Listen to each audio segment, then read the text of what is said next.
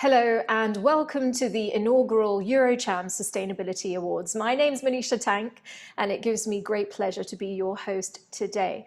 I have to say that a couple of months ago when I sat down over a coffee with the president of the chamber, Mr. Federico Donato, I was very much intrigued and inspired by the fact that these awards were being held and how much Europe has to offer the rest of the world in terms of lessons around the challenges of climate change, sustainability, and embracing a more circular economy, not just in single countries, but worldwide. We will be hearing from Federico just ahead, but also we will benefit from an interview with two judges of the Sustainability Awards. We will understand what inspired them and what it was they were looking out for. And of course, no ceremony like this would be complete without the winners themselves. You will be hearing from them. That is just up ahead. But I told you about the president of the European Chamber of Commerce, of course, Mr. Federico Donato, ever upbeat and ever enthusiastic. Here he is.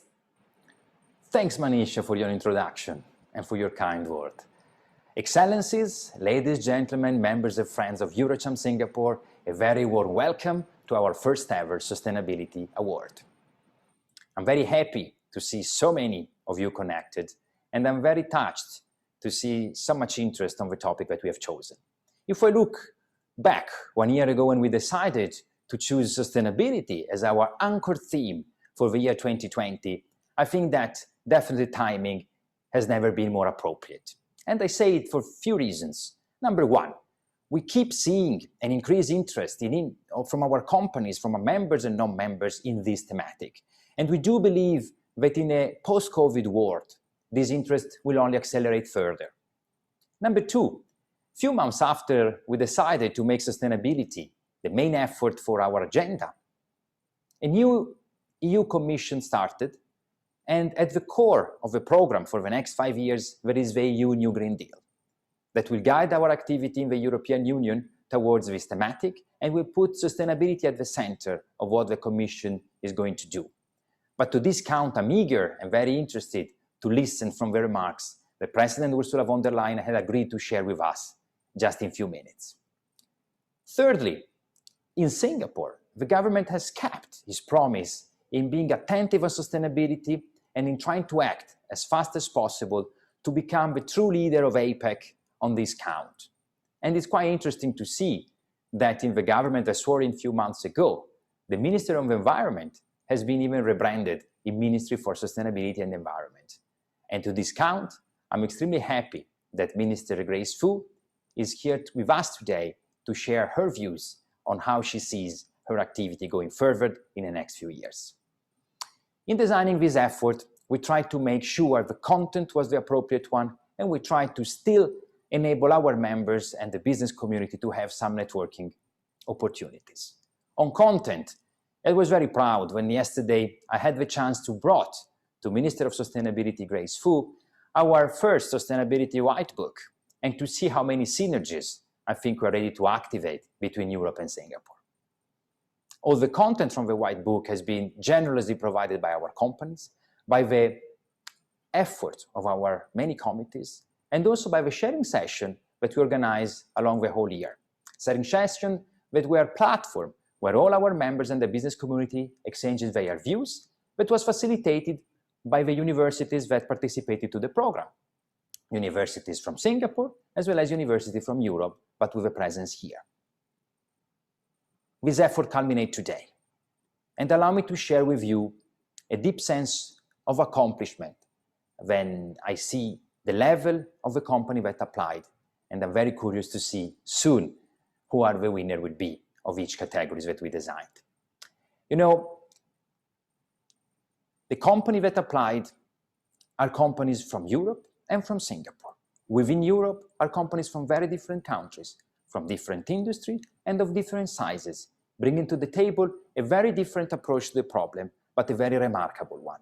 So I'm very impressed by the level and the quality that we could attract, that make me think that really Eurocham is able to remain at the center of the stage for the European companies that are looking for recognition and are looking to share and to show their capabilities to their Singapore partners. Of course, giving award is always a joyful moment, But it's also very challenging and difficult, especially when the level is so high and the margin between the effort of a single companies are so narrow. So how to choose? How to make sure that the process you put in place is robust, the categories you've chosen are relevant? Well, to this count, I can only thank from the bottom of my heart two categories of people. Number one, allow me to thank Accenture, our knowledge partner, and the whole business community that work for Accenture. Without them, we probably wouldn't have been able to design this journey that well. And I really want to thank them for helping us navigating into the water of sustainability. Sustainability is a great, interesting sea, but it's also very large and it's very easy to lose yourself. So thanks, Accenture, to make sure we don't lose ourselves and to make sure that we can make an effort which is relevant. Secondly, I'm very proud to thank the judges, the panel of judges that we managed to put together. We tried to put together a panel of judges composed not only by accomplished and successful people, but also from people that could bring to the table variety of their experience and variety given by the institution and the company they were representing. So I'm really happy from the caliber and for the content that they brought to the table. Allow me to thank them personally. People representing institutions like Singapore Federation CEO Omen Keat, people representing academia like Professor Mancini, Associate Dean of LKY School of Public Affairs. Allow me to thank a real pioneer of a sustainability topic in Singapore and in the world, Miss Esther An, representing CDL and being the Chief of Sustainability for CDL. Allow me to thank an entrepreneur like Claire Chong from Banyan Tree to have accepted our invitation to serve as judge, as well as people from the business community as Singapore Exchange Chief Executive Officer Lu Boon Chye and Accenture CEO for Growth Markets, Gianfranco Casati. Without all of you, this effort couldn't be possible. Without all of you, I don't think we'd have been able to design a robust and strong framework of judging that is allowing us today to shortlist the companies that deserve this award. Lastly, I think that I want to spend a couple of words to thank the people that work maybe in the shades to make this possible. The chair and co-chair of all the committees, and of course the staff of EuroCham. I think that not many organizations like ourselves today could say that 2020 we've seen even more members signing up than in 2019. That means we probably are doing something right, and if that's the case, I only owe it to my great staff, led remarkably by Executive Director Nele Cornelis. So thanks to all of them, thanks to all the people that made it possible, and especially thanks to all my members and the National Business Group from Europe that never stopped to support EuroCham. And now I'm really curious to hear the remarks from President of the European Commission, Ursula von der Leyen. Thanks to all of you, and I hope you will enjoy the program ahead. Have a lovely day. Good afternoon, ladies and gentlemen, President of the Eurochamber, representatives of the Singapore government, and of the diplomatic community. It is a great pleasure for me to address you today, albeit from a great distance. I would like to start by thanking the European Chamber of Commerce for this invitation and for its valuable work with the European business community in Singapore. Today's event shows that you are not only promoting closer economic relations between Singapore and the European Union, but also fostering sustainable businesses. And that is far-sighted and wise. The European Union and Singapore may be far apart, but we are close partners. When the coronavirus crisis hit us all, our free trade agreement was our anchor. During the pandemic, total trade between Singapore and the European Union only decreased by 4%. And exports from Singapore to the European Union even increased by 24%. This is really amazing. And this shows the full potential and power of global cooperation. We are also united in our efforts to look after our planet. Our free trade agreement is the first trade deal with a sustainable development chapter. For instance, the deal incentivizes companies to use natural resources sustainably, preserving rather than destroying our environment. So Europe and Singapore are walking in parallel on the path towards a greener economy. This comes at a crucial moment in time. Over the next 2 years, governments around the world will seek to spend around 10 trillion euros to finance the economic recovery. But this time, it must be a green recovery. After the financial crisis of 2008, global CO2 emissions reached a new high. This recovery was fully fueled with carbon-heavy investment. Today, the world simply cannot afford to make the same mistake. A green recovery is good for our planet and for our economies. And this time, Europe is determined to do things differently. The European Green Deal creates thousands of new opportunities. Science tells us that every million euros invested in clean energy creates 3 times more jobs compared to investment in fossil fuel-powered energy. So, this is the moment to make a very clear choice for sustainable and clean investment. During the summer, I have proposed a European Recovery Fund called Next Generation EU. It is worth 750 billion euros. 37% of Next Generation EU will be spent directly on climate action.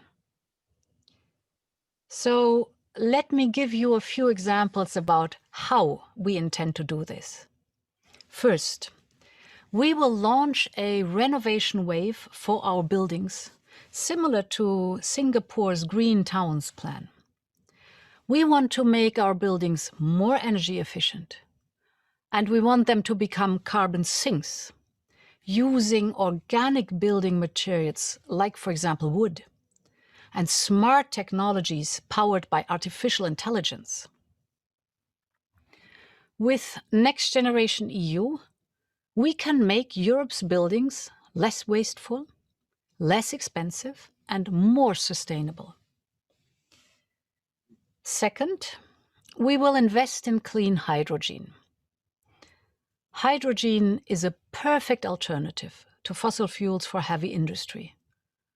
Clean hydrogen must not only be produced, but transported, stocked, and it has to become part of industrial processes.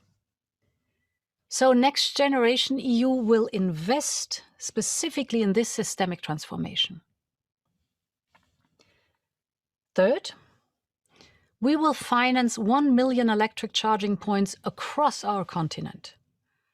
These are investments in green infrastructure that accelerate change in the mobility sector.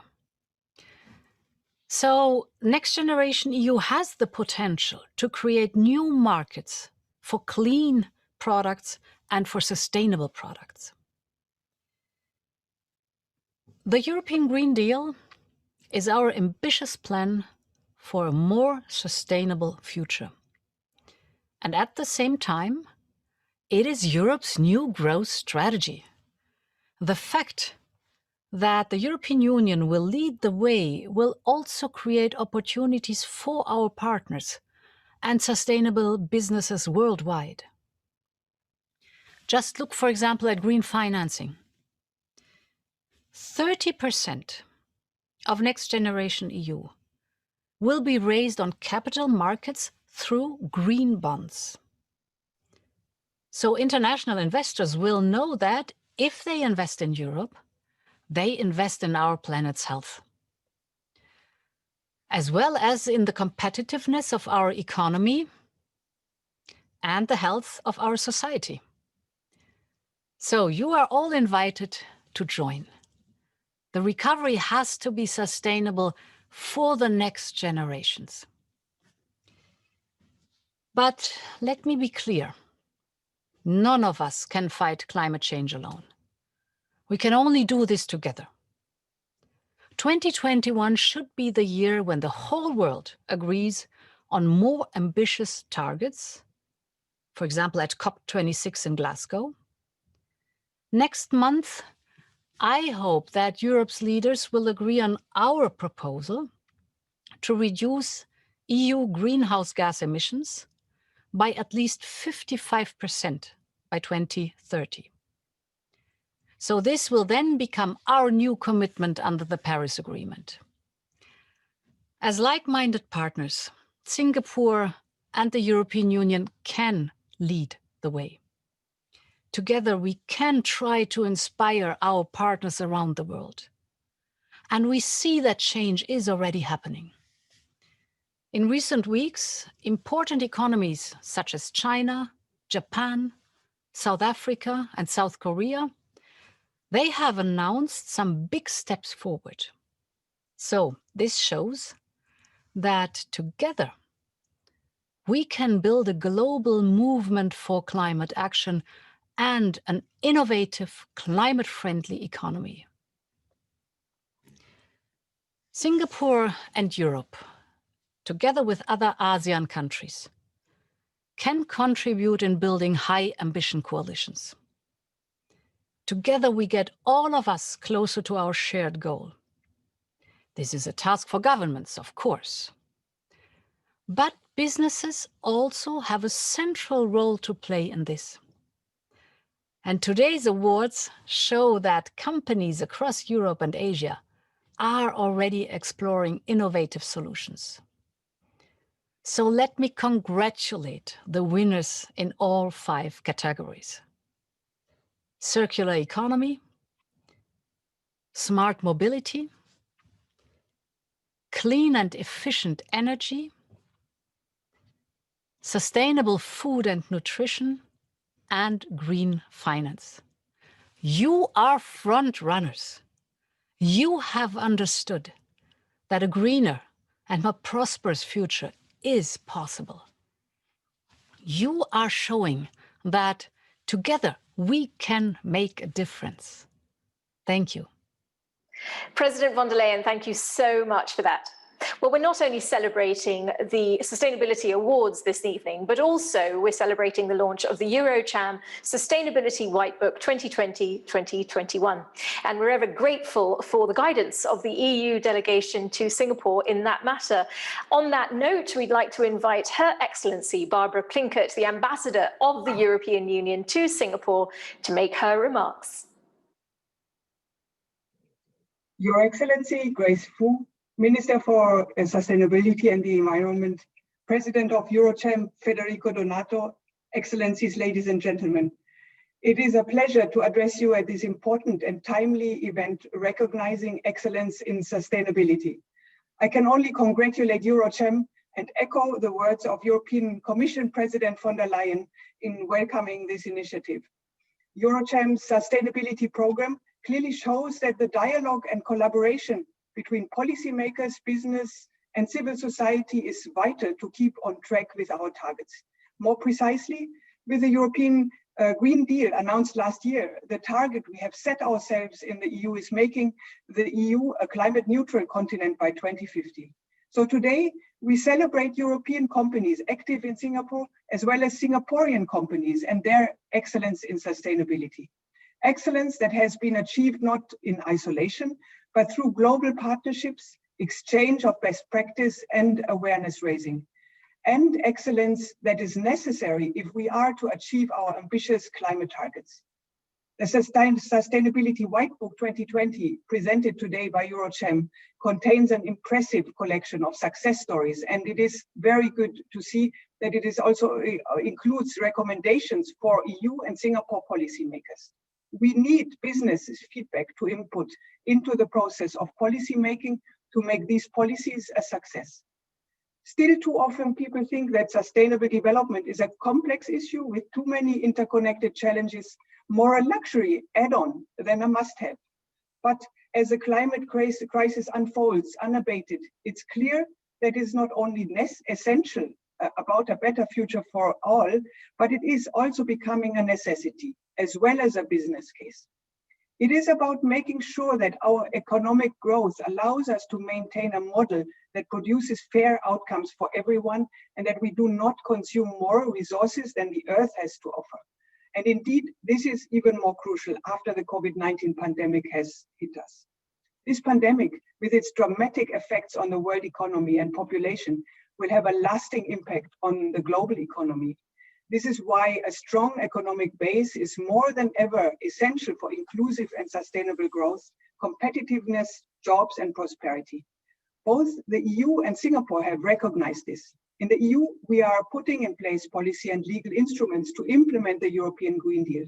In Singapore, even at the height of the COVID-19 outbreak, tangible steps were taken to show its commitment to the fight against climate change by submitting, already back in March, Singapore's enhanced nationally determined contribution and long-term low emissions development strategy to the United Nations. Ladies and gentlemen, President von der Leyen has already outlined the EU's vision on sustainability and green recovery from COVID-19 and highlighted the need for global collaboration in addressing this global challenge, as well as our shared responsibility in tackling climate change. Let me therefore dwell a little bit more concretely on what the EU and Singapore can do together. International partnerships are crucial, and Singapore, with its innovative edge and ambition, is a key partner in advancing sustainable solutions. In fact, the EU and Singapore are fully aligned when it comes to building sustainable societies and economies in a rules-based global order. We are indeed ideal partners in working together to reshape economies in a sustainable way at bilateral, regional, and global level. Firstly, at bilateral level, our joint commitment has gained new momentum by including green objectives in the EU-Singapore Free Trade Agreement that entered into force last year. The agreement includes ambitious provisions promoting environmental protection as well as the fight against climate change. Also, as part of the institutional framework of the FTA, a Trade and Sustainable Development Board is being established and will meet for the first time this week to discuss collaboration between the EU and Singapore on issues such as circular economy, energy policy, and renewable energy. It will be convened regularly to take these important matters of mutual concern forward.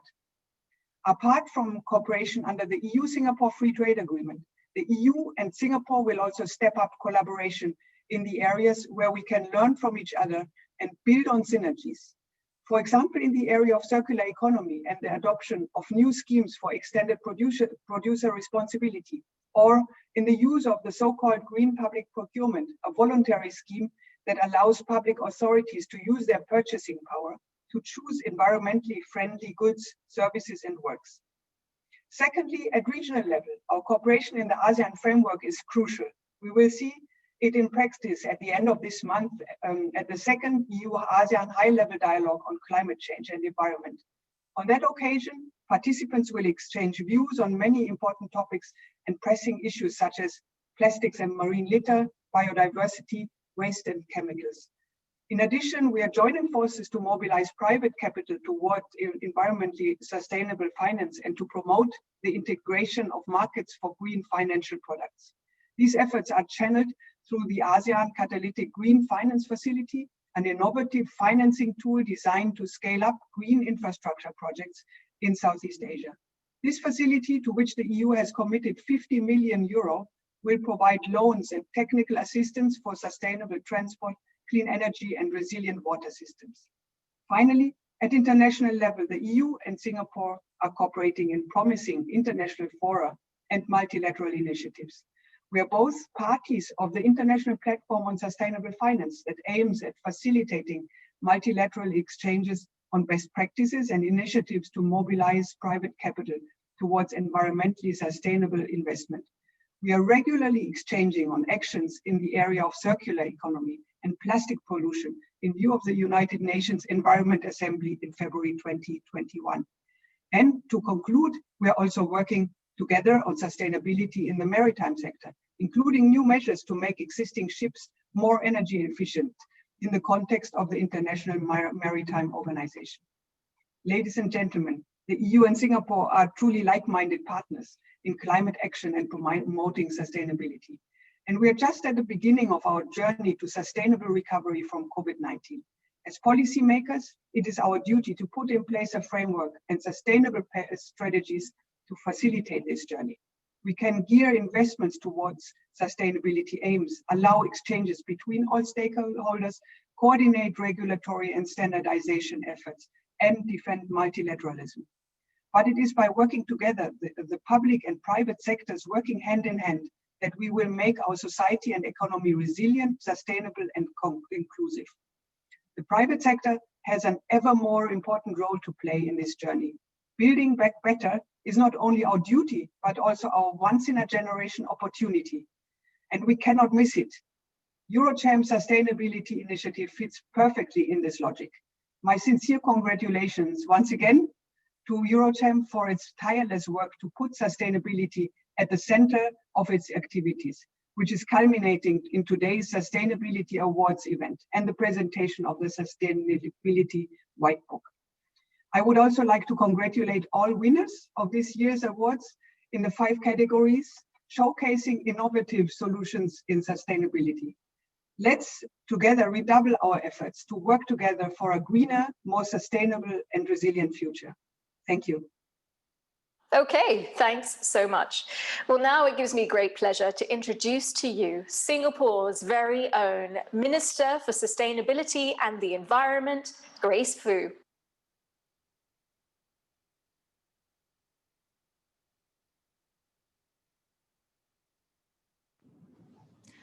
Mrs. Ursula von der Leyen, President of the European Commission, Mr. Federico Donato, President of EuroCham, Ambassador Barbara Plinkett.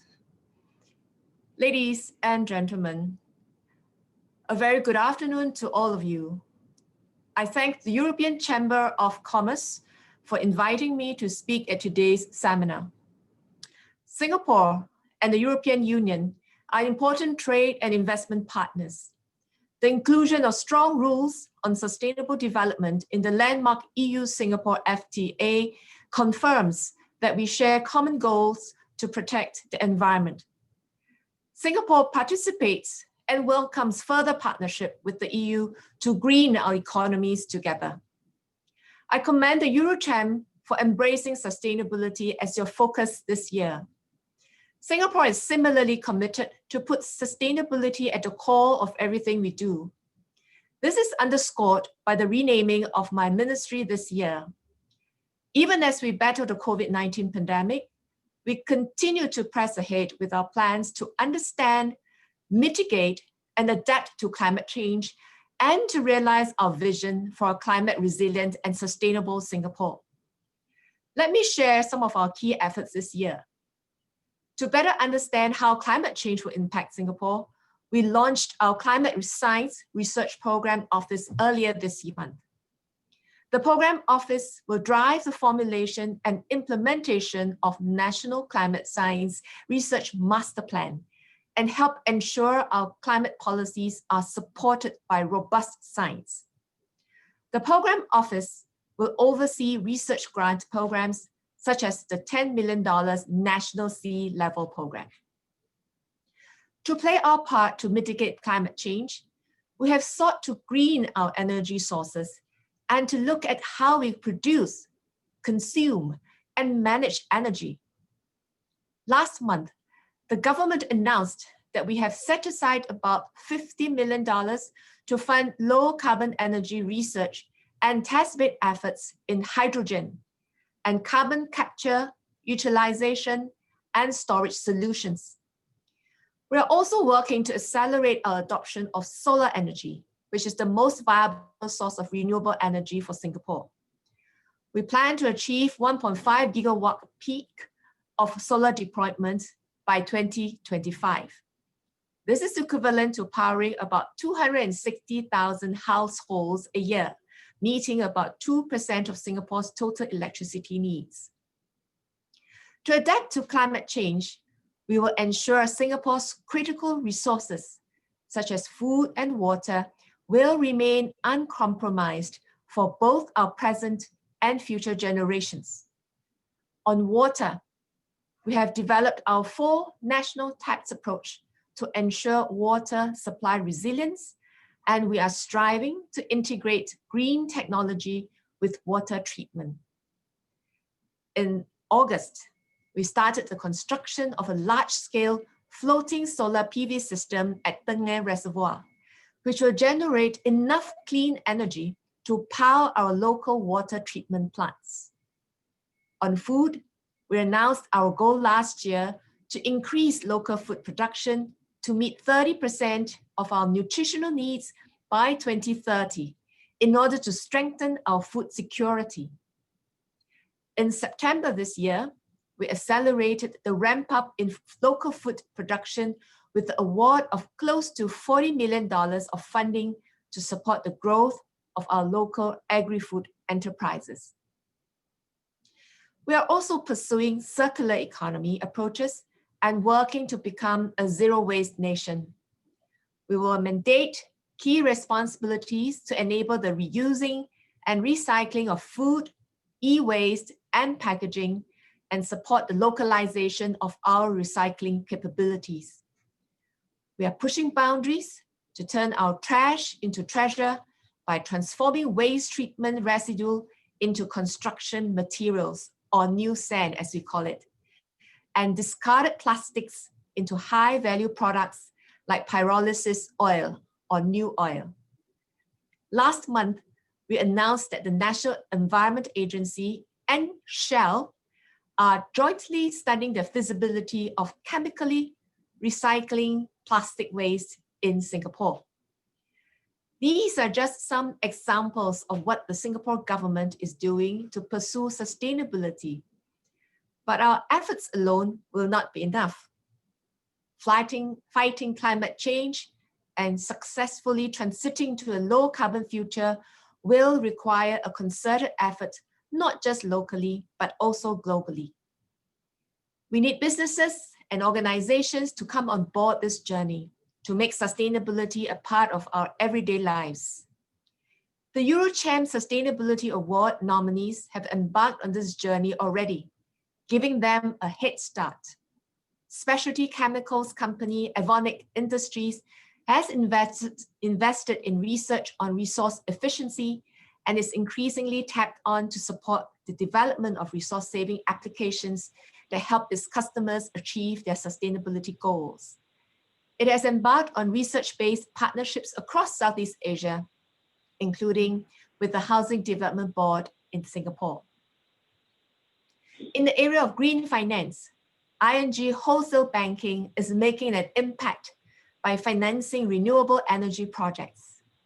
Earlier this year, it provided Singapore-based solar energy systems provider Cleantech Solar a US $75 million green loan to support its expansion across Southeast Asia. Cleantech Solar's projects will benefit local and multinational corporates across the region with reliable and long-term clean energy solutions. ING is also working with clients to facilitate their transition to become more sustainable and measuring and steering its lending portfolio to meet the Paris Agreement's climate goal.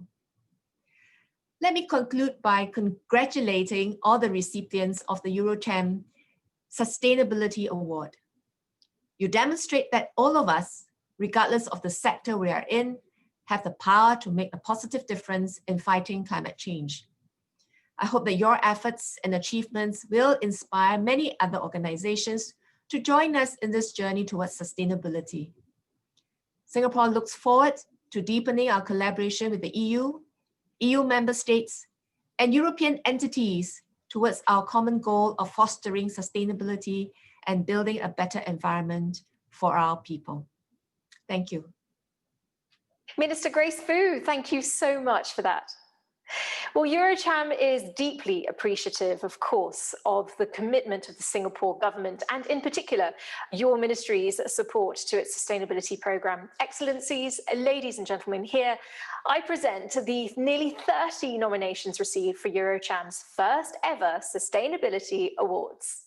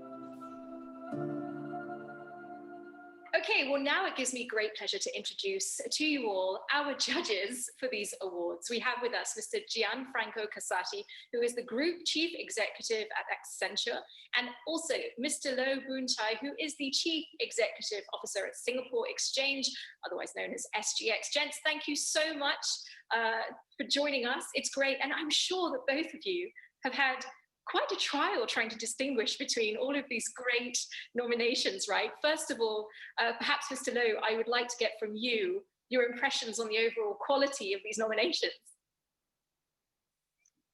So maybe let me share my impression. I was clearly highly impressed with the quality of the nominations, which not only came from the European multinationals, but also companies from Singapore and Asia.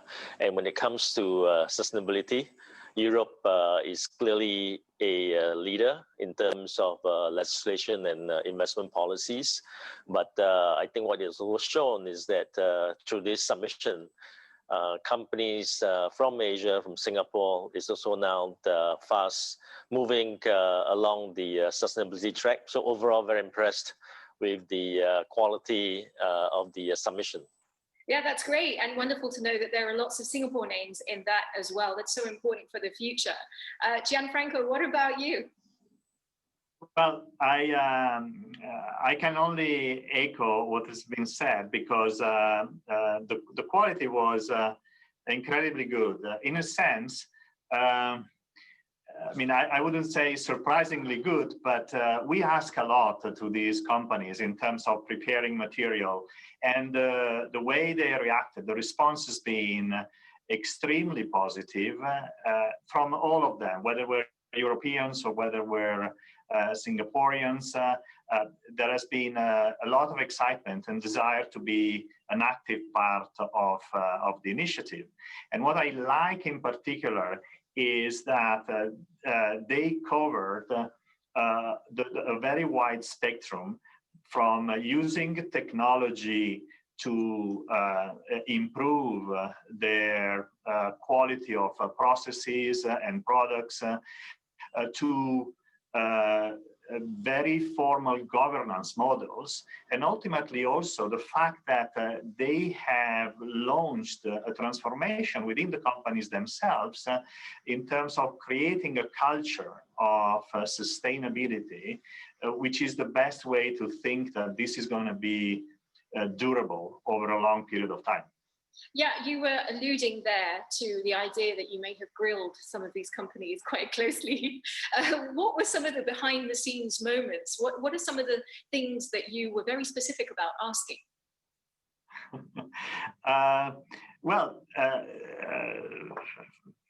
As you can imagine, we ask for some documentation in order for us to assess the progress that was made in certain areas.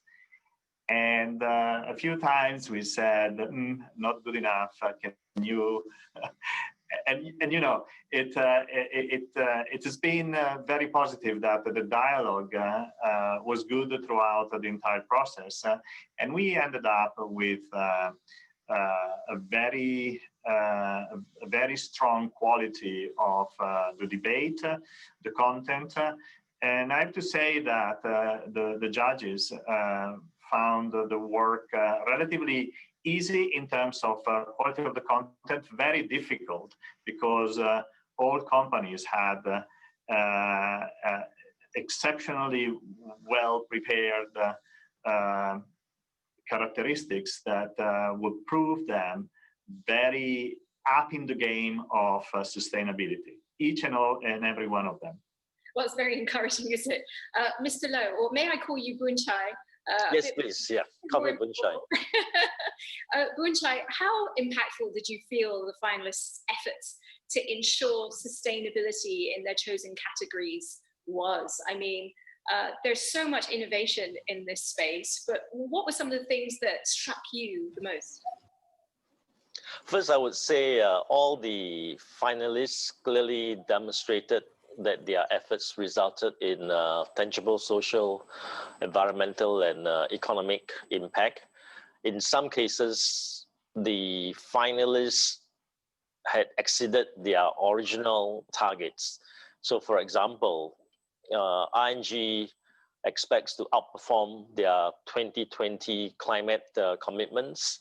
They have also updated and upgraded their targets to further underscore their commitment towards sustainability. And I will also mention one of the finalists, CDL, which is listed on the Singapore Exchange, does deserve a mention because it has established the longest history among Singapore companies to have a dedicated sustainability department. They believe in the ethos of conserving as we construct. And in the agri sector, I was impressed with Yara because they have taken the lead in developing digital learning tools for precision farming. And then not to forget also Schneider Electric, which clearly is committed to sustainability, and that extends through their entire ecosystem. So I think all this will have lasting, tangible impact. Yeah, for sure. There were a few sectors that you singled out there, actually. And with that, let's just extend a little bit. Was there any area of sustainability where you saw the greatest progress? Well, I think in the case of ING, to have exceeded their commitments that early, and then to also double, triple their targets going forward, I think that's clearly very commendable.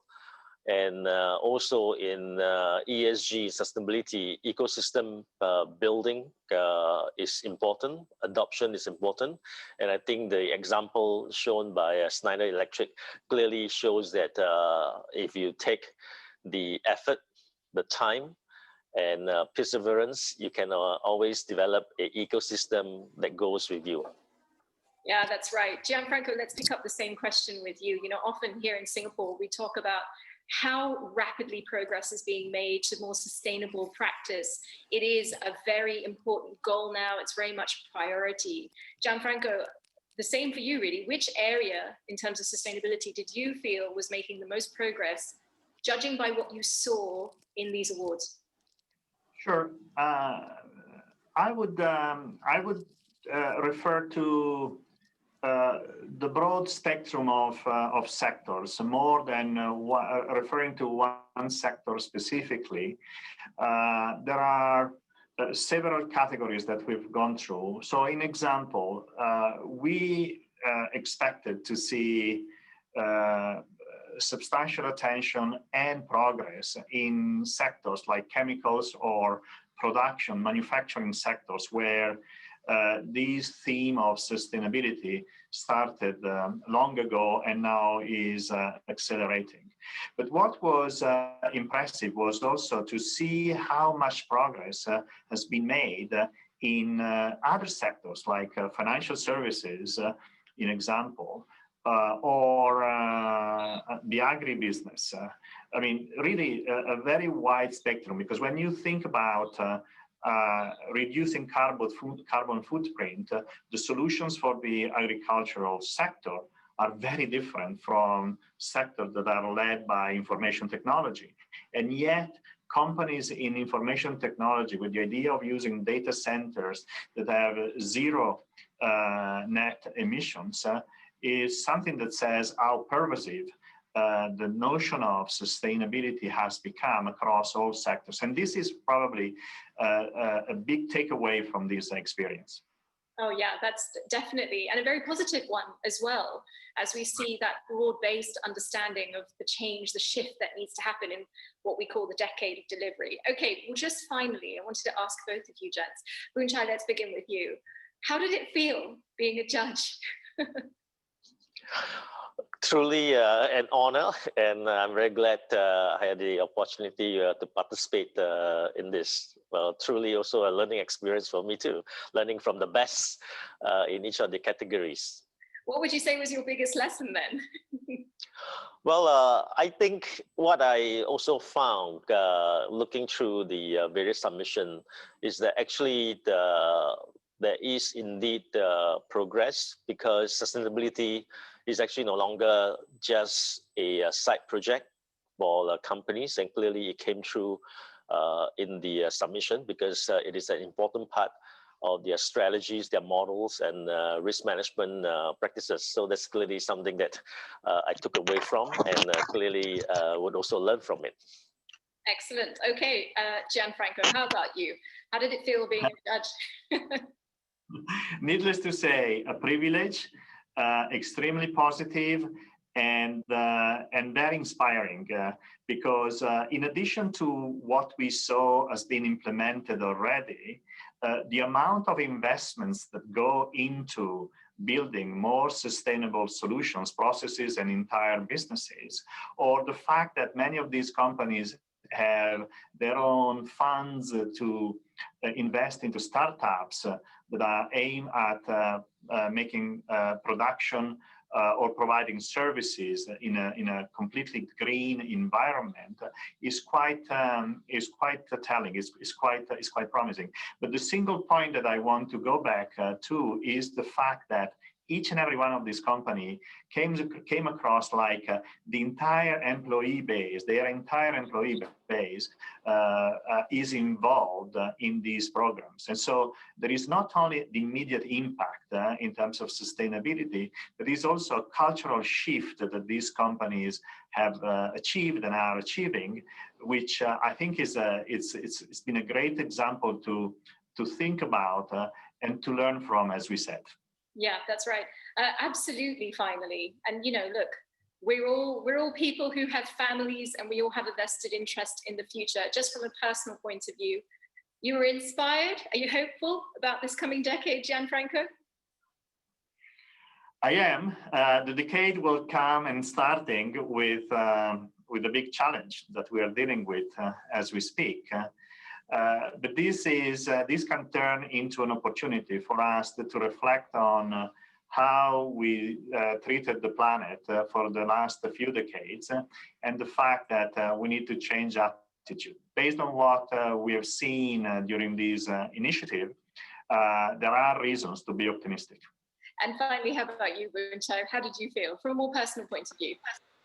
No, I feel optimistic, and I echo the same point. I think what also came through from these companies is not just the CEO, a few people or management that was adopting this. It was through their employees, the whole company, and in particular when they incorporate that into their business model, their strategy. I think that makes us, or at least for me personally too, feeling optimistic that I think in the years ahead, we'll all be headed towards a better environment. Well, that's a great note to finish on. Gents, thank you both for sparing the time. Gianfranco Casati, the Group Chief Executive at Accenture, and Mr. Loh Boon Chye, who is, of course, CEO at Singapore Exchange. Thank you both. Thank you. Thank you. Next up, the launch of the Eurocham Sustainability Whitebook 2020-2021, which was presented to Minister Grace Fu just yesterday. The Whitebook is accessible via Eurocham's website, so do take a look. But let's watch a brief introductory video right now.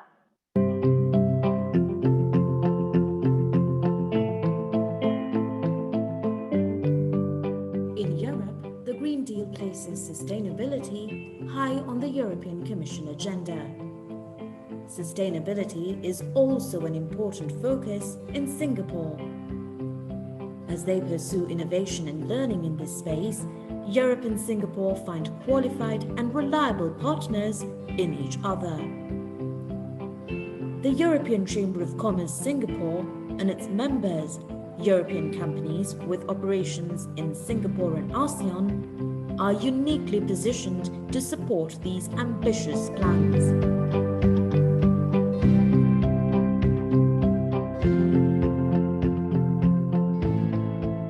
We proudly present the European Sustainability Whitebook 2020. This whitebook covers 5 aspects of sustainability that are equally important to governments in Europe and in Singapore.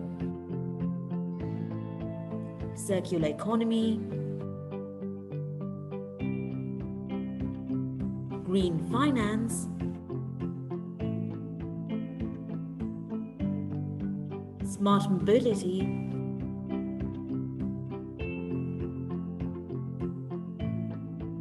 clean and efficient energy,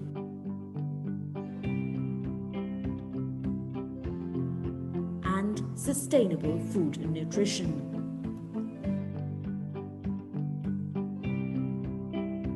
Including position papers and reports, the Whitebook features new ways forward for the Singaporean economy. Together, we can exemplify how sustainability can help unlock growth and higher returns over time. The Eurocham Sustainability Whitebook 2020 collates the views and best practices of Eurocham members and their partners in Singapore as they pursue a more sustainable future.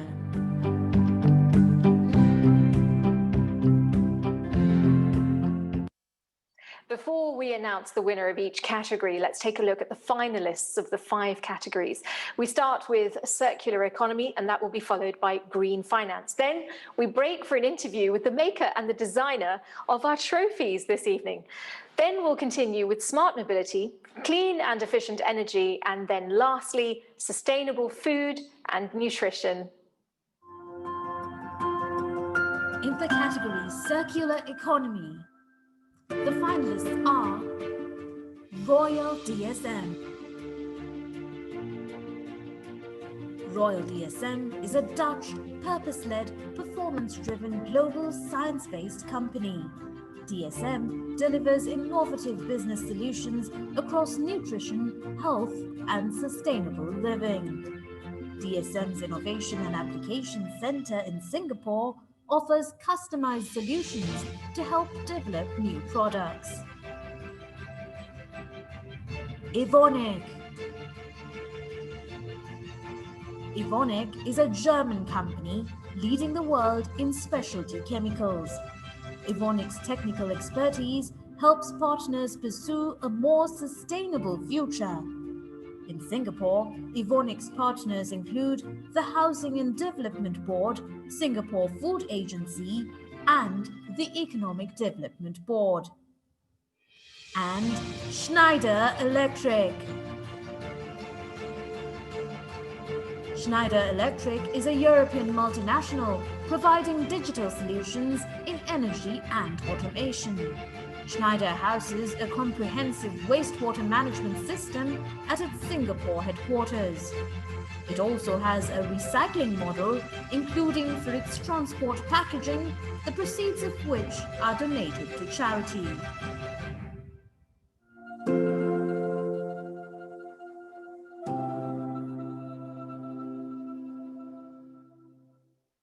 now it's time to announce some winners. The award for circular economy goes to Evonik. Let's hear from their president for the Asia-Pacific region, Dr. Rainer Beste. Your Excellency, Mrs. von der Leyen, Your Excellency, Mrs. Blinkert, Minister Mrs. Fu, President of Eurochem, Mr. Donato, distinguished members of the jury, ladies and gentlemen. It is such an honor to receive this award on behalf of Evonik. Moving steadily towards a circular economy means to us that we have to think way beyond our own products, way beyond chemistry. Sustainability all across the production processes, all across the supply chain, that is what motivates us. This is in our DNA, and for this our researchers, our experts, our employees go the extra mile. Today, with this award, our holistic Evonik approach is being acknowledged by such a distinguished jury here in Singapore. That is truly a great moment for us. At the same time, it is a humbling moment during these difficult times. The effects of the pandemic are far-reaching. It remains a challenge to ensure business continuity, but we are mastering this challenge without compromising on sustainability. So what drives Evonik? Some of you might have heard about Evonik for the first time just now. But rest assured, you will have been in touch with many of our products in many industries. Let me name just a few examples out of our more than 30,000 highly specialized products and applications which are geared towards sustainability. Here in Singapore, we have our largest oil additive plant globally. Use our oil additives in your car and you will use less fuel. Take our construction solutions. Add our products and your steel will be better protected against corrosion. The concrete will be much more durable and climate resistant, even in our humid climate here in Singapore. And here in Singapore, this example must be stated. On Jurong Island, Evonik invested more than 1.6 billion Singapore dollars. Our methionine production complex is the world's largest and plays a key role in global, safe and sustainable animal nutrition. Methionine is an essential amino acid that is added to animal feeds. It contributes to the efficient, healthy and environmentally friendly nutrition of livestock. How to feed the growing world population sustainably? This is one of the key challenges of humankind. The aquaculture industry called for a sustainable and traceable source of omega-3 fatty acids, which are essential for a healthy fish. And fish is the source of omega-3 fatty acids for humans. But we cannot keep on going with overfishing the oceans. We all know marine biodiversity is essential to the health of our planet. We keep the aquaculture industry to drastically reduce the consumption of marine resources. To tackle this, we joined forces and entered into a joint venture with DSM. Glad to see that DSM is here today. By combining both companies' competences, we can contribute to the production of nutritious food within the planetary boundaries. Large-scale fish farms would no longer rely on fish oil sourced from wild fish and leading to overfishing of our oceans. We supply fish farms with omega-3 fatty acids produced by means of algae and modern biotechnology. Thereby, we reduce the ecological footprint of food production. In a nutshell, our ingredients considerably raise our customers' business, and more importantly, we help our customers deliver on their sustainability targets. And what about our targets? Evonik's aspiration to improve life day by day is strongly guided by metrics and ambitious targets. We have adopted a climate and sustainability strategy that sets the bar even higher than the German government's plan for Germany as a whole. To us, circular economy is a key topic. The efficient use of scarce resources is of paramount importance. I mentioned that Evonik seeks improvements along the entire value chain. We do this in 3 dimensions. Downstream, where we provide solutions to our customers to reduce their own environmental footprint, as in the examples mentioned. Secondly, gate to gate, where we ensure our own production is constantly being refined to raise efficiency and save resources. And we do it upstream. We expect our suppliers to share our principles and abide by a code of conduct. At Evonik, we consider the well-being of our children and grandchildren beyond business performance. By contributing towards a circular economy, we take responsibility.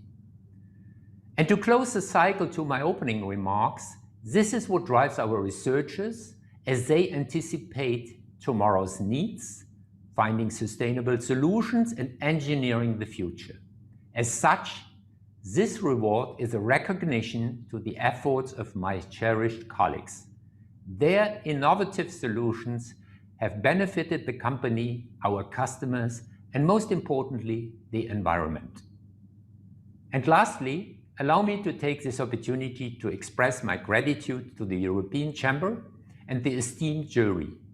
We look forward to seeing the great work that each individual and company here today will accomplish in the future, towards a sustainable future. Thank you. The frontrunners in green finance are BNP Paribas. BNP Paribas is a world-class European leader and the bank for a changing world. The bank is committed to the UN Sustainable Development Goals and is a leader in the field. BNP's Sustainable Future Forum series brings together corporates and investors to discuss the challenges and opportunities of sustainability. ING Group. ING Group is a global financial institution with Dutch origins. ING offers its clients innovative, sustainable debt products and advisory services. The group's Terra approach steers its lending portfolio in alignment with the goals of the Paris Agreement. And Keppel Corporation. Keppel Corporation is a Singapore multi-business company providing solutions for sustainable urbanization. All its developments meet BCA Gold Plus standard, and Keppel is actively reducing its carbon emission intensity. Keppel is also an investor in the government-to-government project, the Sino-Singapore Tianjin Eco City.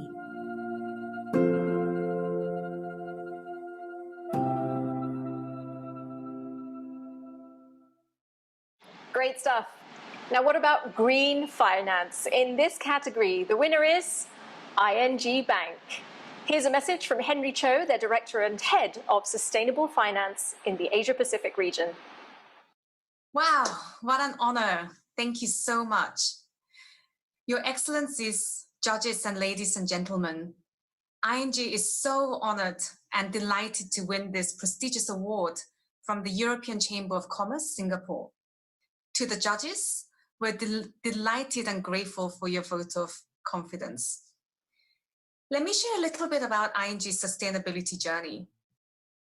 We have a long history and track record in sustainability, with our first sustainability report published in 1996 and the first environmental and social risk mitigating policies set in 1997, and carbon offsetting for our own operations commenced in 2007. In 2010s, we crystallized our focus further to realize that the largest impact that we can have as an international financial institution is in the way that we do our business, i.e. embedding sustainability into what we do in our clients' business day to day.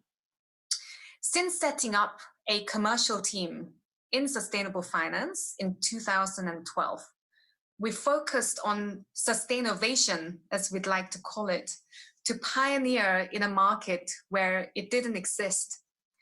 With a regional team based in Singapore, we've accomplished many first-of-its-kind deals in Singapore and in the Asia Pacific. And we continue to provide strong contribution to standard-setting associations and regulators, providing content and support. As a Sustainnovator, we will continue our contributions towards providing the rise tide for all. And we'd like to thank our clients above all for entrusting us with your sustainability journey. Thank you to my own team, my sustainable finance team here in Singapore, the so-called sustainability champions and ambassadors, the pioneering individuals in each of the business, products, sector, country teams who are inspirational in their dedication in embedding sustainability into all that we do. The colleagues who have chosen sustainability as their so-called stretch ambition to stretch themselves beyond their business as usual KPIs to see how they can contribute further to our sustainability agenda. And to our business leaders and senior management for always putting strong spotlight in the importance of sustainability in everything that we do. From here, we promise to live up to this prestigious award, to continue to play our part and role in the society, leading on climate risk and climate action, and helping innovations in sustainable finance across all of environmental, social, and governance continue to happen in the Asia Pacific. Thank you so much again. Of course, no award ceremony would be complete without the trophies, and that's why it gives me great pleasure to introduce to you now the designer of the trophies for this Sustainability Awards. It is Wilhelmina Garcia, who is joining us from the Philippines. Willie, how are you doing? It's good to see you. Good to see everyone. Mabuhay from the Philippines. It's very exciting. Now, look, I don't want to speak for you, so I'm just going to ask you to introduce yourself a little bit. How would you describe yourself as an artist? I'm an interior designer by profession. My name is Wilhelmina Garcia. You can call me Willie. Basically, I'm always challenging myself to make an impact through my design. So that's how I'm known for this industry. So have people come to know you not just as a designer, but also as an environmentalist, would you say? Yeah, my practice has always been sustainable design and green application. I always have other alternative materials for a more sustainable product or use. Oh, all right. Yeah. Look, I can see in the shot there are a few interesting crafts right behind you. Yeah. I'd love to know what sort of thing are we talking about here? You know, could I, as a householder, for example, buy furnishings for my home? Maybe give us a few examples. Yeah, my enterprise is a social enterprise, JunkNut. We basically transform plastic waste to home furnishing. I adapted the community. I used to do it by myself, collecting plastic waste, washing it, and twining it, and weaving it in a chair for 4 days. But I wanted to have it a bigger impact, so I adapted the community to apply the technique. Now they're producing. For 5 years we were able to save 1,800 kilos of plastic waste for one community only, and transform it into home furnishing. As for you, you can collect your own plastic waste at home, give it to us, and you have to buy back the finished product. So it's a circular practice.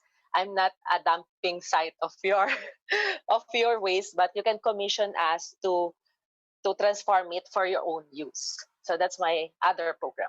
I mean, that's an amazing idea. And I think a lot of people will hear that and say it's so novel. They haven't heard of anyone before who takes their own household waste and can turn it into something beautiful and artistic. And that brings me back to these trophies, of course. They have been inspired by natural design. They've been inspired by the elements. Perhaps walk us through the conversation that you had when it came to building out this design and creating the finished product. Yeah, the trophy, the shape of it is like a two leaves growing together, and it's made of plastic waste. And the base is, it's also a sustainable material, the bamboo. We just use lasering to print the awards. And yeah, it's basically telling everyone that we have to work together for a sustainable future. They're certainly very beautiful. So with that in mind, let's take us back to Junknut, which by the way is a fantastic name for the program. Currently, you've said that you've managed to scale up and you've got the whole community involved. But what are some of the lessons that you've learned, some of the challenges that you'd overcome that you would like others to learn from? Well, the big lesson is really education. Education is the key to this project, because the community that I adopted, I really transformed their bad behavior in throwing their garbage. They're located in a lake. So before they just throw their garbage on the lake with stones, so it won't float that bad. So, or they just burn it or dump it in their backyard. So that's how I transform the community. So awareness and education is really important to change the whole system of throwing things. Was it easy to go on that journey? No, it's not easy. A lot of tears, tears and hard work. Yeah, it took me a year to really transform them and understand the whole process. I started with 4 women, but now there are 80 involved. And it's really a fulfillment for me to see their surroundings really transform before and after the program. That's an incredible success. Congratulations on that. As you move forward, what are some of the milestones that you'd like to achieve? Again, sorry. As you move forward, what are some of the milestones you'd like to achieve? Like I said, I wanted to replicate it to other communities in the Philippines, other islands, so that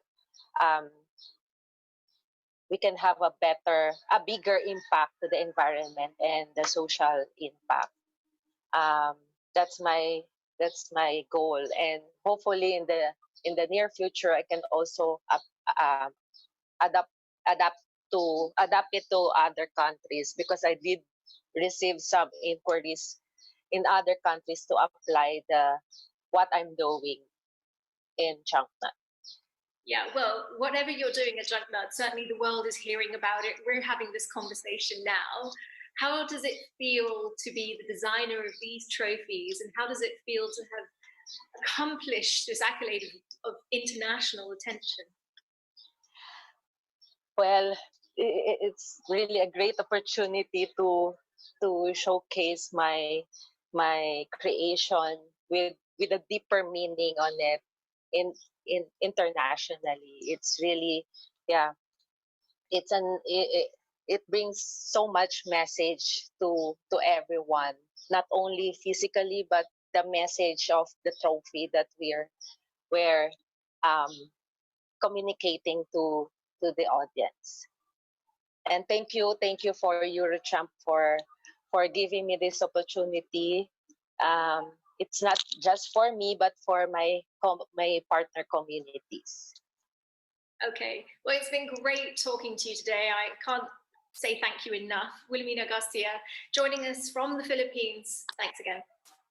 Thank you. In Smart Mobility, we have as finalists Alstom, Alstom is the French multinational leading the way to greener and smarter mobility worldwide. In Singapore, Alstom does beach cleanups and environmental awareness campaigns.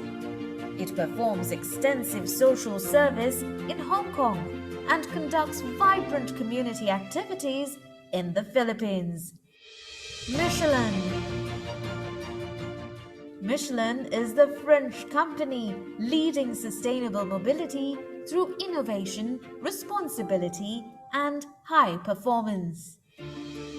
The company's rubberway solution maps and assesses environmental, social, and governance risks for natural rubber. Michelin engages with rubber users to improve sustainability and transparency throughout the natural rubber chain. And Nanyang Technological University. NTU is the world's top young university located in Singapore. The university has one of the most eco-friendly campuses in the world.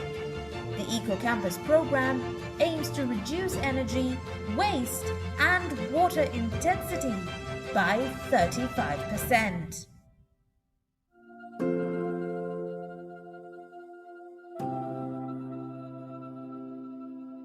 Now for the category of smart mobility. The winner, Michelin. Let's hear from Mr. Edouard de Rostelen. He is the Natural Rubber Sustainability Manager for the company. Good morning and good afternoon, everyone.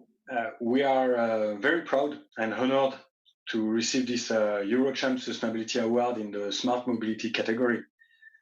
I think this award is a recognition of Michelin's continued effort to ensure that its raw material, and in particular natural rubber, are sustainably and ethically sourced. Michelin is obviously a European company, and we are operating here in Singapore as a natural rubber global procurement hub for the group. As a matter of fact, Singapore is the worldwide business center for natural rubber trade. Natural rubber is found in almost every tire and is key to the future of sustainable mobility. It's a renewable material, so as such, has a great potential in a climate-smart future. Natural rubber has a particularly complex supply chain, as 85% of the global supply is produced by smallholder farmers. So altogether, Michelin alone is having roughly 2 million rubber farmers in its supply chain, and is buying approximately 8 to 10% of the world natural rubber production. To meet this sustainable sourcing challenge, we have developed Rubberway, and an innovative solution to assess and map the social and environmental risk through the natural rubber supply chain. So the deployment of this digital solution is allowing us, as well as our supplier, to statistically analyze large amount of data collected through a mobile application that survey the rubber farmer practices. This data is visualized on a web-based dashboard to identify jurisdiction of higher risk so that mitigation activities can be carried out. So for example, at Michelin, we provide field training on agricultural practices and also on health and safety to about 100,000 rubber farmers per year in West Africa, in Indonesia, in Sri Lanka, and Brazil. So our sustainability journey also takes into consideration environmental sustainability with a zero deforestation commitment. So for example, the group and its joint venture are protecting and preserving more than 36,000 hectares of forest. This is somehow half the size of Singapore, and that represents close to 25% of our joint venture concession land bank. Michelin envisions sustainable natural rubber as a means to uphold human rights, protect forests, and foster essential environmental services. For us, it is always important to progress and to involve stakeholders in a participatory process and look to improve livelihood for local communities, while at the same time ensuring that ecological and environmental value are appropriately protected. So in the mission of tomorrow, everything will be sustainable. That's a quote of our CEO, Florent Menegaux. And this is our Michelin All Sustainable vision. In line with this vision, Michelin is leading the way towards a truly sustainable natural rubber value chain, and by this is proud to offer everyone a better way forward through a smart and sustainable mobility.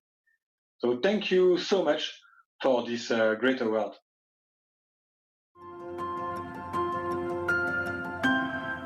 The finalists for the Eurotram Sustainability Award in Clean and Efficient Energy are City Developments Limited. City Developments Limited is a leading global real estate company with a distinctly Singaporean heritage. CDL's national platforms for sustainability cater to diverse audiences. CDL creates community impact, building an ecosystem to support Singapore's sustainable future. Equinix. Equinix is the world's largest data center and co-location provider with its origins in America. Equinix data centers in Singapore are green and innovative. They are fully powered by renewable energy, certified under green building standards, and use cutting-edge technology. And Schneider Electric. Schneider Electric is a European multinational providing digital solutions for efficiency and sustainability. The company's regional headquarters piloted the Green Mark building scheme in Singapore. It supports Singapore's goal of greening 80% of all existing buildings using its EcoStruxure platform.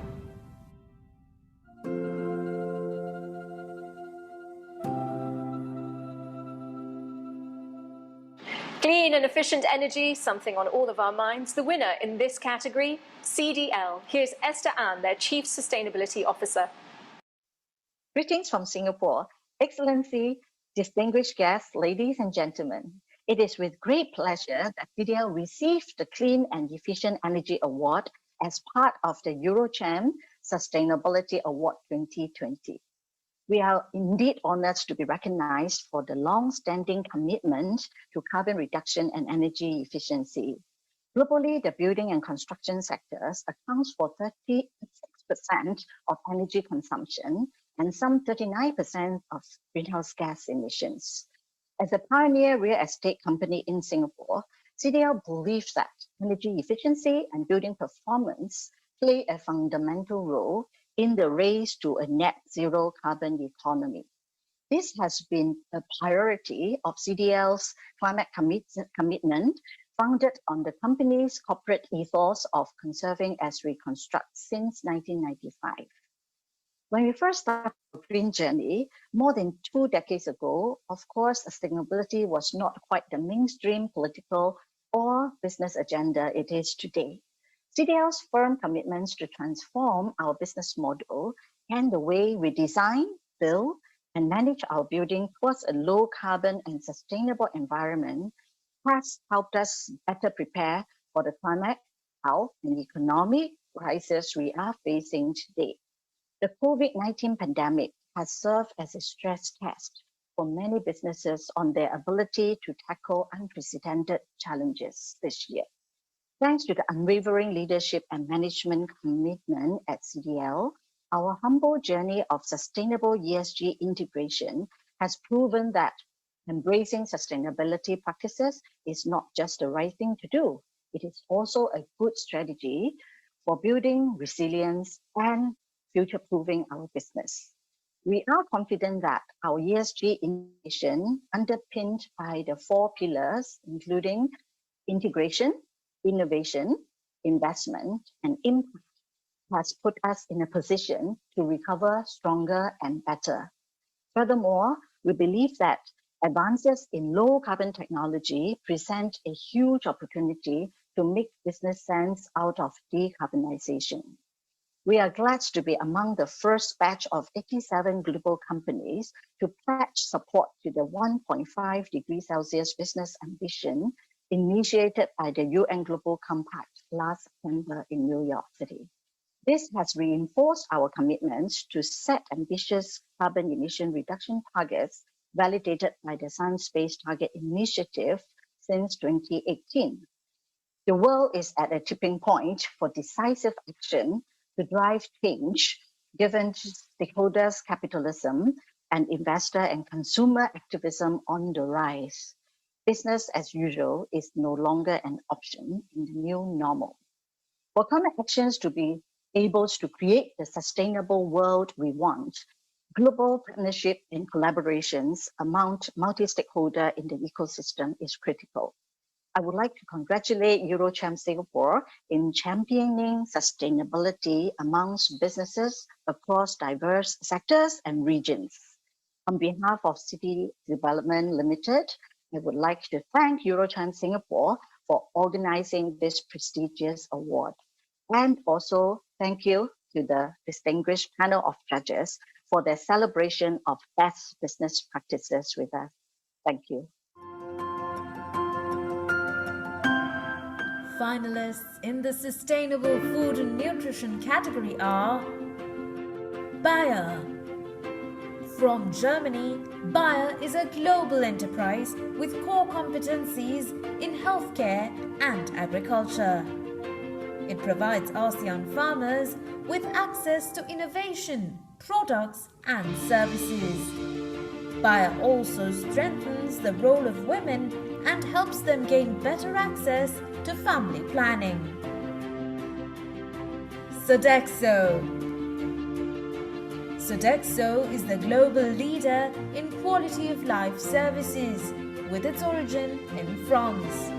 WasteWatch by Sodexo aims to halve pre- and post-consumer food waste by 2025. This impacts over 1,750 food insecure Singaporeans and creates value for small, local and diverse businesses. And Yara. Yara is the world's leading fertilizer company and provider of environmental solutions with roots in Norway. Yara helps Asia's smallholder farmers to solve the continent's food challenges. With their help, millions of farmers are increasing their yields, improving crop management knowledge, and applying fertilizer in more sustainable ways.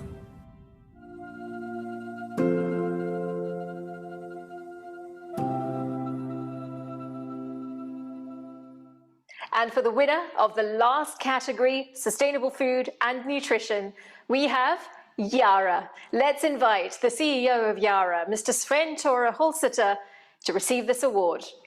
Good afternoon, good evening, or even good morning, depending on where you are in the world. Greetings from Oslo, Norway. Thank you so much for this award. We're really proud of it, and I see this as a recognition of Yara's work over the past years. The word sustainability can be interpreted differently depending on where you stand. Some critics may call it greenwashing when a company speaks about sustainability. Others interpret it solely as having to do with the environment. In Yara, we have a somewhat wider definition.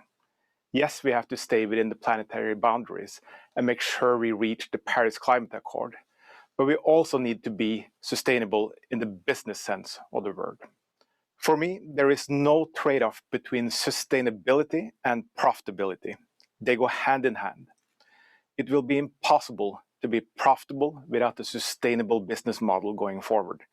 And companies cannot operate in a sustainable manner if they're not profitable. That's why we say that we don't have a sustainability strategy, but rather a sustainable corporate strategy in Yara. Our mission is to responsibly feed the world and protect the planet, and it is really our guiding star. It gives us a sense of purpose and has led to significant investments. For example, in digital farming tools to maximize output and minimize emissions, or green ammonia to produce carbon-free fertilizers. One might think that the pandemic would slow down investments and the work towards a zero-emission society. But the truth is that work has only accelerated, and it's happening with full force. One example is the EU Green Deal. Earlier, this would probably have been seen by many companies as negative, as constraints to doing business. But in my book, this is very positive, because we need a coordinated effort to build a climate-neutral future. And it is encouraging to see so many other players, for example, the largest food companies, embracing it and engaging. And I could continue speaking for another hour, but I'll leave it at that. I just wanted to extend my gratitude to the jury, and I also want to thank the other nominees in every category. Your work is truly inspiring. And last, but certainly not least, a big thank you to my many colleagues in Asia for your dedication and hard work. I'm really looking forward to seeing you all when we have gotten the pandemic under control. In the meantime, take care of each other.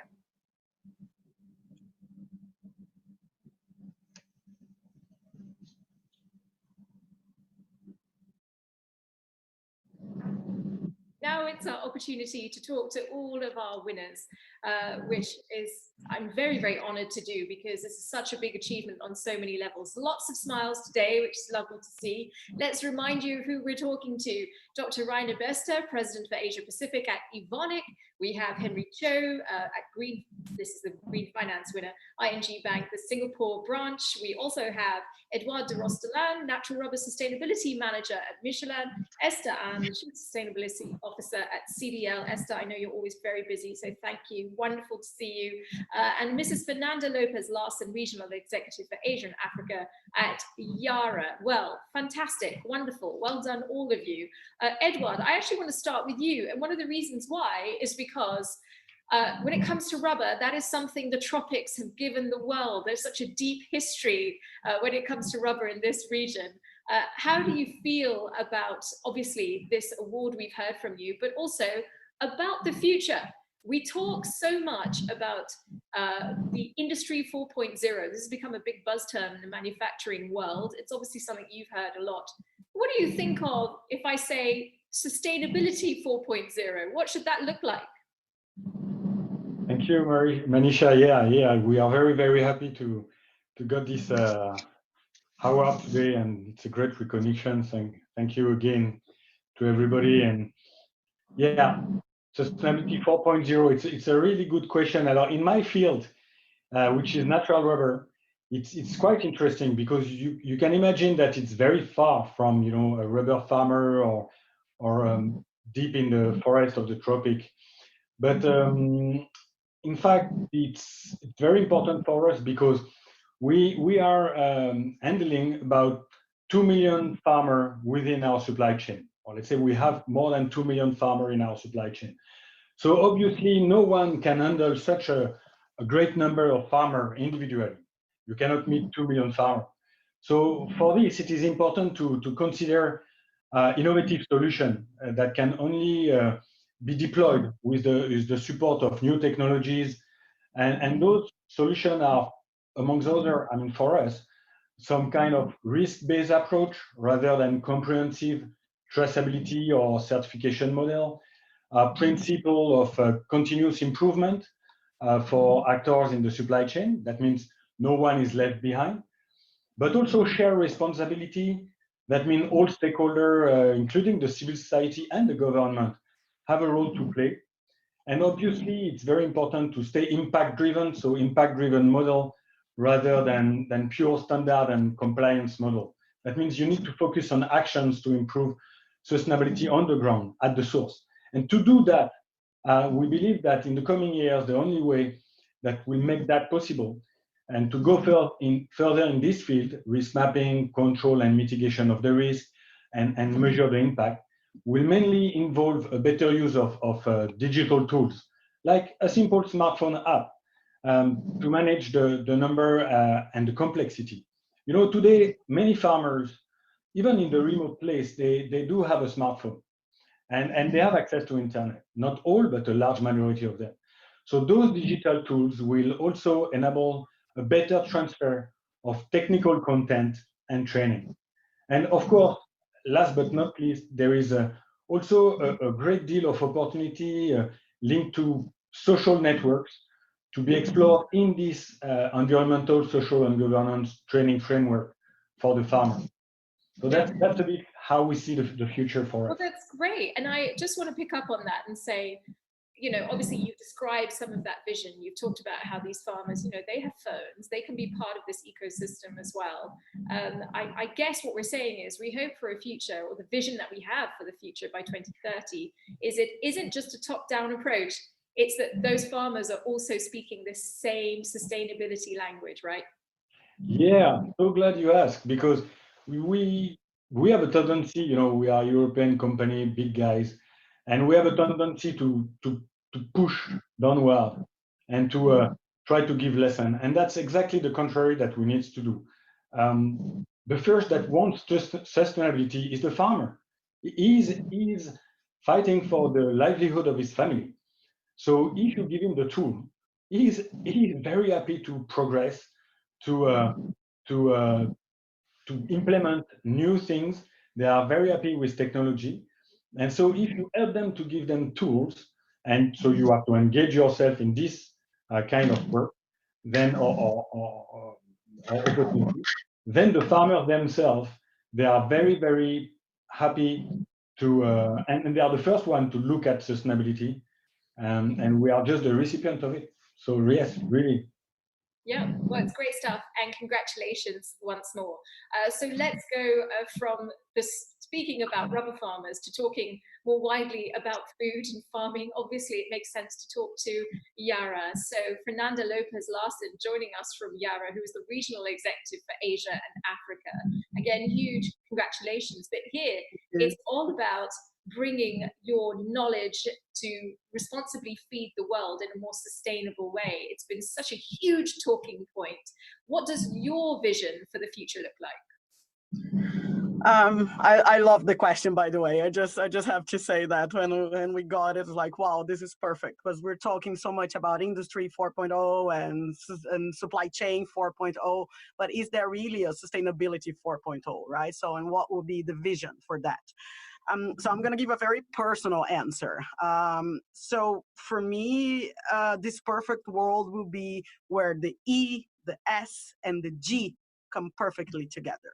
So the environmental part, but also the societal part, and, you know, all underpinned by very strong corporate governance. So because there is no point in just creating just a climate positive world. We need to create a people positive world as well. So all the advances that we manage, they need to be translated into a better life, right? For everybody in the world, in the developed, but in the developing world as well. So I also think that the future, the 4.0 future, so let's call it like that, we will see what we're seeing with Industry 4.0, right? Is the marriage of ESG and the digital economy.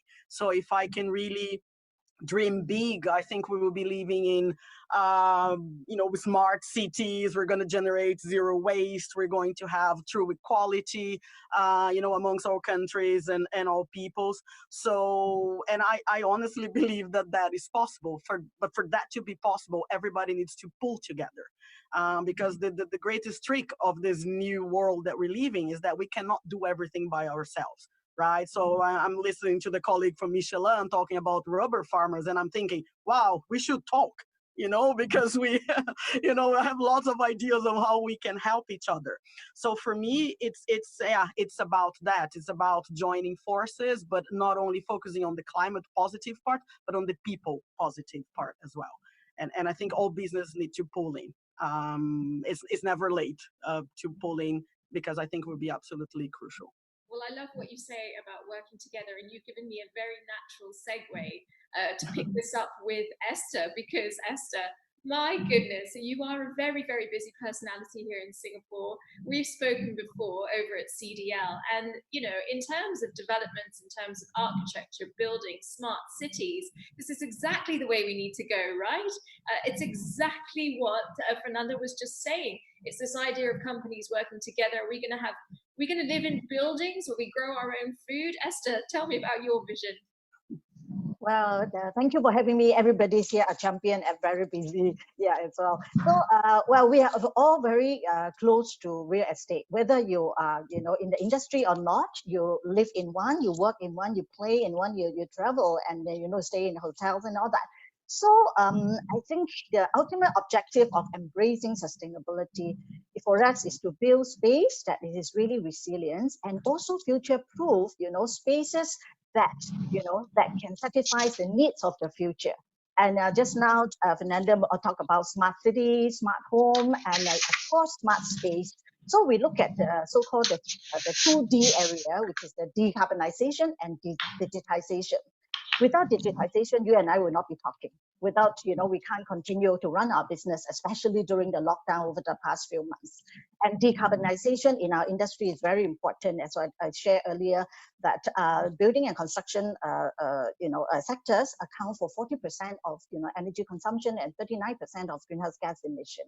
So it enables us to drive change, to make a difference, whether, you know, not just within our company, but also engaging the whole value chain, whether they're our home buyers or they're our tenants, or even the, you know, how we design and how we build and how we manage the whole value chain of our, you know, architect, engineer, M&E consultants, and everybody can play a role.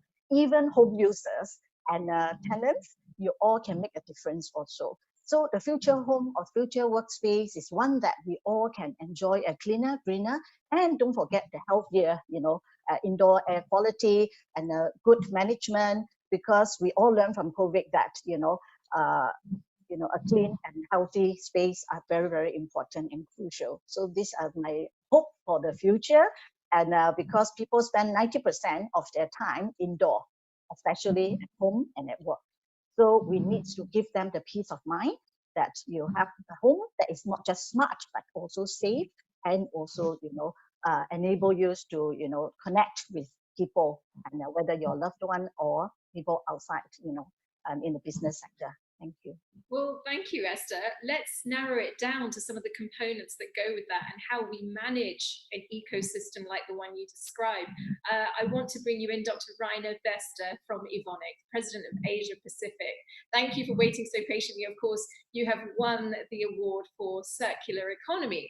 And this is going to be a crucial area. How do we live in a circular economy? What is your vision? What is your version of Sustainability 4.0? Yeah, thanks for having me here. Yeah, Sustainable 4.0 for me, first and foremost, means also collaboration, as my colleagues already have mentioned. It is partnering towards the same goal, and this is and continues to be a long journey to get there. And if you look at the evolutionary steps to getting there, is always, if I look back in our company for the last decades, first there's a question of awareness. Where can we make a contribution? Where can we find a particularly sustainable solution? Then it is about measuring and quantifying that solution, innovating that solution, but then most importantly, bring it to the partners, integrate it into value chains. And that isn't easy, because in the value chain, partners have different goals, economical goals, and they may have also, despite an overall passion for sustainability and a strong belief in sustainability, they have different economic drivers and the different values put to that. And that is the most difficult part. And to bring that then together and bring the solution to life is the big challenge. And we are right in the middle of that, as often a very tiny component we are supplying into the supply chain, into the value chain. And then you have to talk to your value chain neighbors about sharing the value, as value chain says, and at the same time also quantifying and discussing the goals, what comes first. So that is the biggest task we have, and there's a long way to go. And it is a lot of that success in this value chain will be based on co-generation, developing solutions together, understanding each other's goals, and then driving it to the practice. Absolutely. So what I'm getting from all of you so far is that sharing is caring, cooperating is very much a core for the future. But I tell you what, none of it can happen unless you got money to make it happen. Let's bring in Harry Cho, of course, Director, Head of Sustainable Finance, Asia Pacific at ING Singapore branch. Harry, very huge congratulations on winning this award. But of course, sustainable finance in some ways at the heart of all of this, because you've got to make it all move, right?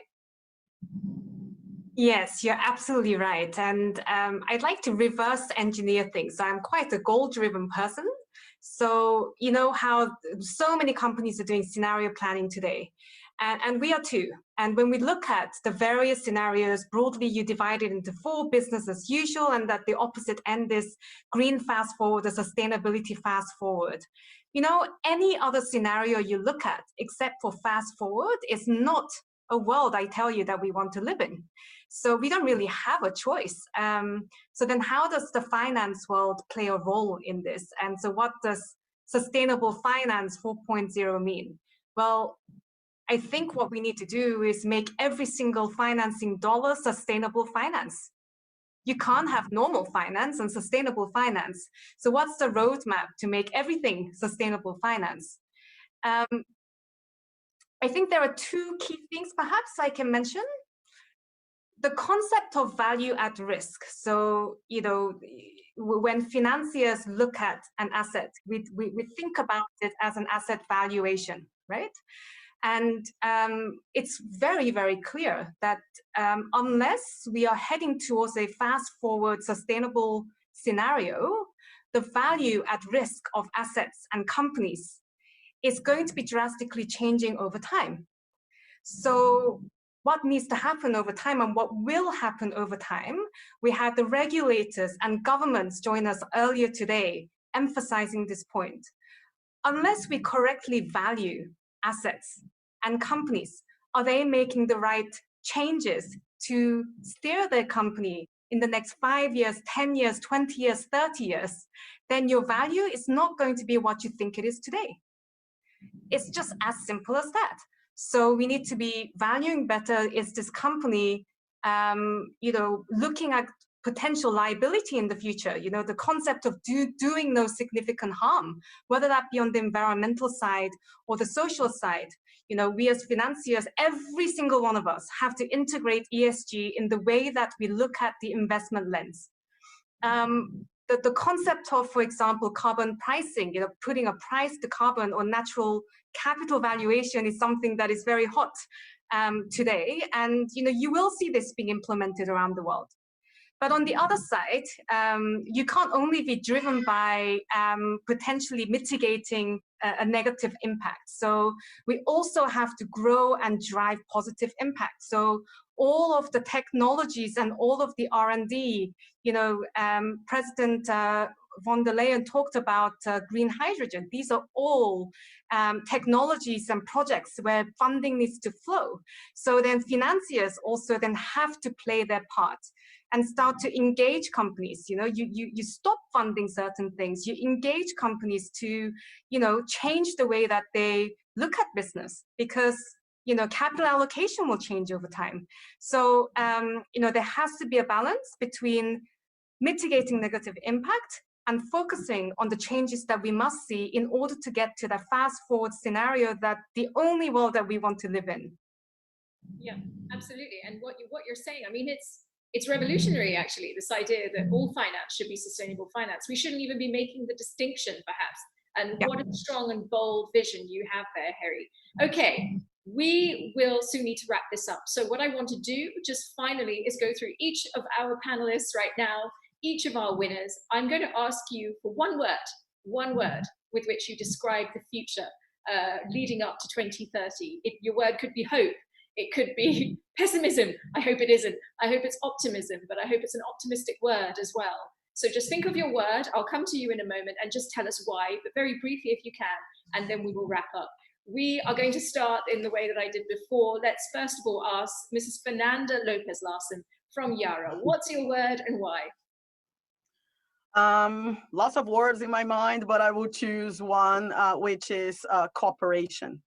So, because as I briefly mentioned before, I think in every industry, no matter where you are, you don't hold all the solutions to all the problems that we're facing today. We will need to partner much more than what we're seeing today. So Great. collaboration, cooperation is key. Okay, Fernanda, thank you for that. Dr. Rainer Beste, how about you? I would say science-based. We have to build our future based on science. Science didn't have a great reputation in recent times, but it has to come back. Yeah, and all the right personalities and leaders need to get on board with that, I'm sure. I'm sure you would agree with that. Yes. Absolutely. Okay, let's go to you, Esther at CDL. Change. That's the one word that, it has been more than 2,000 years of words of wisdom. Change is the only constant in life and in business, in the world. You compare this year versus last year. This year, I'm planning for my holiday, and now grounded, nothing. So now what we are talking about, Industry 4.0, 1 year later, we may be talking about Industry 5.0 already. So how do we prepare ourselves for change? How do we future fit for any change, any challenges, and also how to grab any opportunities come to us? You stay alert, stay resilient, and stay, optimistic and grab opportunities to turn change into opportunity and growth. Yeah. Esther, you're always very energizing. Thank you for that. Harry, how about you? Future-proof. So everything that the other panelists just said, it's only going to help you future-proof your business, your family's lives. So future-proof today. Okay, well, thank you, all of you. Huge congratulations to all of you again. It's been an absolute honor to speak to you all. I've never been had such an opportunity to speak to so many award winners all in one go. So it's absolutely wonderful. Thank you for the advice. Thank you for your vision. And I hope that we'll certainly see that come to pass by 2030. Thank you all so much. Thank you. Thank you. Cheers. Thank you. Well, we're now close to wrapping up this award ceremony, but before we do, it gives us great honor to hear from His Excellency Jeyaretnam, who is the Ambassador of Singapore to the European Union. Thank you, Eurochamp, for inviting me to deliver the concluding remarks at this year's Sustainability Awards. And a very good afternoon to all of you from Brussels. As you know, in Brussels, we face a far more constrained social contact regime for good reason. But this has not stopped us, as evident from today's meeting, from keeping up the momentum in our relations. Congratulations to Eurochamp for putting together a successful seminar virtually, and also launching the Sustainability White Book. While we all cannot be together in one place today, one silver lining is that we can engage a wider audience across the world and across time zones. May I also congratulate all the award winners tonight. Businesses play a leading role for sustainability. Businesses and government must come and work hand in hand to tackle one of the biggest challenges of our generation. We are very honored to have heard from many speakers today, including Commission President von der Leyen, as well as Singapore's Minister for Sustainability and Environment, Ms. Grace Fu. Their presence today reflects the strength of our bilateral relations and the critical relevance and importance of this subject for both sides, even as we deal with the pandemic. The pandemic has sensitized us as to how vulnerable we are to the forces of nature and underscored the importance for taking timely and collective action to mitigate global challenges. The EU has shown the way forward by putting in place your Green Deal to make the EU climate neutral by 2050, while ensuring that such actions are aligned with the principles and provisions of the Paris Agreement, as well as the WTO. And despite all that's happened this year, President von der Leyen has made it clear the EU is doubling down on its commitment and not changing course. On Singapore's part, as you well know, since independence, environmental protection and sustainable development have been the cornerstone of Singapore's economic and national development. Even so, we remain mindful about the need to continue to be nimble, enhance long-term resilience, and adapt according to the challenges and needs of each generation. The recent renaming of the then Ministry of Environment and Water Resources to the Ministry of Sustainability and the Environment underlines our commitment to foster a more sustainable economy based on circular economy approaches and low carbon technology solutions and close collaboration with partners such as the EU. For the EU and Singapore, the need for us to work together on these common objectives are both compelling and obvious. We need to build on the strong foundations that we have when exactly 1 year ago, the EU-Singapore FTA entered into force. Now, a full year into its implementation, it has served as an anchor in a storm and provides the frame for both sides to promote sustainability, renewable energy, and reaffirm our commitment to the Paris Agreement. For both the EU and Singapore, we want to recover stronger and better. This means prioritizing economic considerations with sustainability. Trade, investment, and talent are increasingly in search of green opportunities. We have seen efforts to increase trade in environmental goods and services, with the EU a strong supporter for this. Singapore is also looking for investment and collaboration in such areas such as industrial energy efficiency, carbon capture, utilization and storage, hydrogen, and circular economy. Importantly, just as our efforts to increase trade and investment should not be at the expense of the environment, our efforts towards combating climate change should facilitate trade and investment, or at least avoid raising new barriers to international trade and investment. We are all emerging from our shells, far more insecure and inward-looking, far less trusting of systems and each other.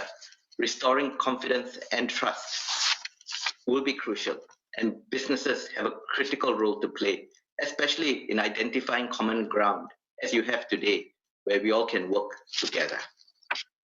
As we close off today's seminar, the climate challenge poses not just an existential challenge for us to overcome, but an economic opportunity to be seized. In this shared vision, the EU and Singapore stand together, working not just for ourselves, but also to bring our regions closer together. Finally, I wish all of you a safe and healthy rest of the year, and look forward to a better year ahead, when we all can finally meet and gather in person to celebrate more achievements. Thank you. Well, as we head into the conclusion of these awards, let's hear from someone who's been instrumental in their organisation, Nella Cornelis, who is the Executive Director of the European Chamber of Commerce.